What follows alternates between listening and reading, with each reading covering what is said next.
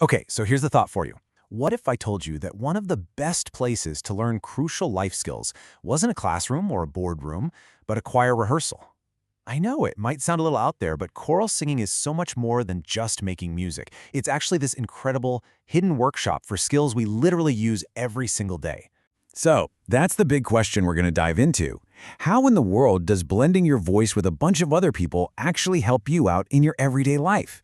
To figure that out, let's step right into a rehearsal. All right, imagine this. We're walking into a rehearsal hall with a group we'll call the Harmony Choir. They're getting ready for their big annual concert, and you can just feel the energy in the room. And you realize pretty quickly, this is not just about hitting the right notes. Nope, this is about a whole bunch of individuals learning to become one single, powerful voice. So what is choral singing really? Well, at its heart, it's basically teamwork set to music. It's the total opposite of a soloist trying to steal the spotlight. Instead, you've got your sopranos, altos, tenors, and basses, and each one is like a critical piece of a puzzle. They have to blend just right to create that amazing, single sound we all know as harmony. You know, the legendary conductor Leonard Bernstein absolutely nailed it. A choir isn't just a bunch of singers. It's this living, breathing example of true collaboration where every single person is essential if they're going to reach a goal that's way bigger than any one of them. Okay, so how does all this incredible collaboration actually happen? Let's break it down. It really all comes down to 4 fundamental building blocks that you'll find in pretty much any choir you can think of. What's so cool here is that each voice part has a super specific job, kind of like players on a team. You've got the sopranos, right? They usually carry that main soaring melody that gets stuck in your head. The altos come in underneath, adding all this richness and support. Then you have the tenors filling out that middle ground, and the basses, well, they're the foundation, giving everything that solid, deep anchor. And if you take even one of those parts away, the whole thing just kind of falls apart. But here's the thing, a choir isn't just these 4 groups singing all at once from the get-go. The real magic happens as it builds layer by layer. It all starts with just one single voice. So you start with a solo, one person, one melody. Simple. Then you add a second person, and bam, you've got a duet. That's your first taste of harmony. Bring in a third for a trio, then a fourth for a quartet. And with each new person, it gets more complex. You have to listen harder, blend more carefully, and then you get the full choral experience. That's when all the voices weave together into this incredible tapestry of sound. Each step up just demands a deeper level of collaboration. Okay, so we've got the mechanics down, but now we get to the really fascinating part, because hidden underneath all this music is this powerful, unwritten curriculum for life skills. Let's call it the Life Skills Soundtrack. First up, and this one might seem obvious, but it's also the most important. Teamwork. Simple as that. Think back to our harmony choir. If just one person decides they're going to be the star and sing louder than everyone else, the whole performance just crumbles. The goal is never to be the loudest. It's to listen and blend so perfectly that you create one single unified sound. I mean, just think about the best group project you were ever on, in school, at work, wherever. That's a choir in action, right there.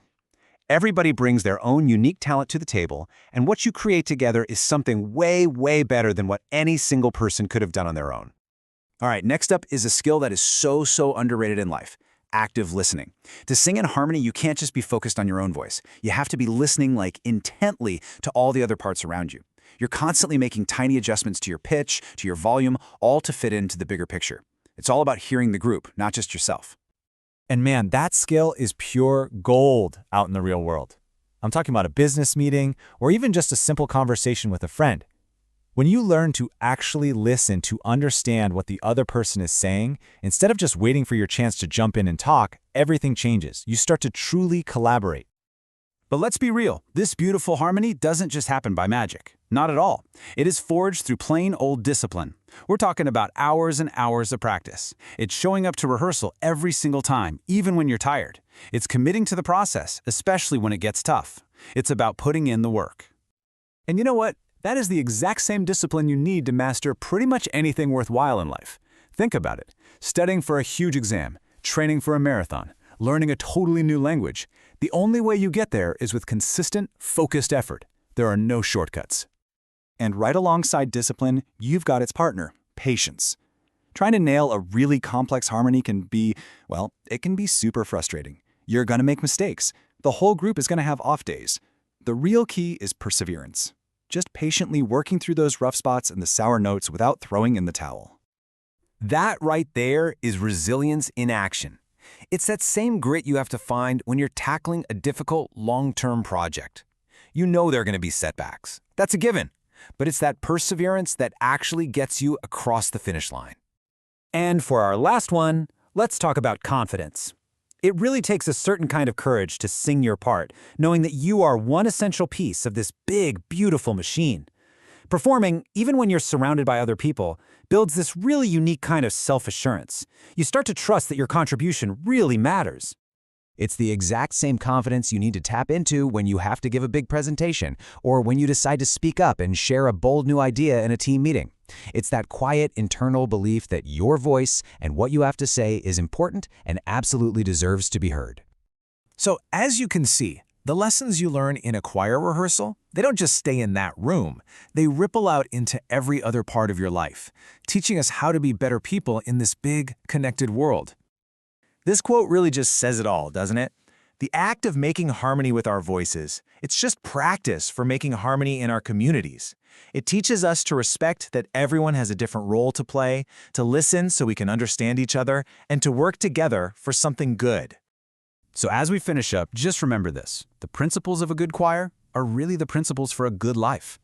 So the final question isn't really about music at all. It's about you. Where, in your world, at work, at home, in your community, can you be the voice that helps create just a little more harmony?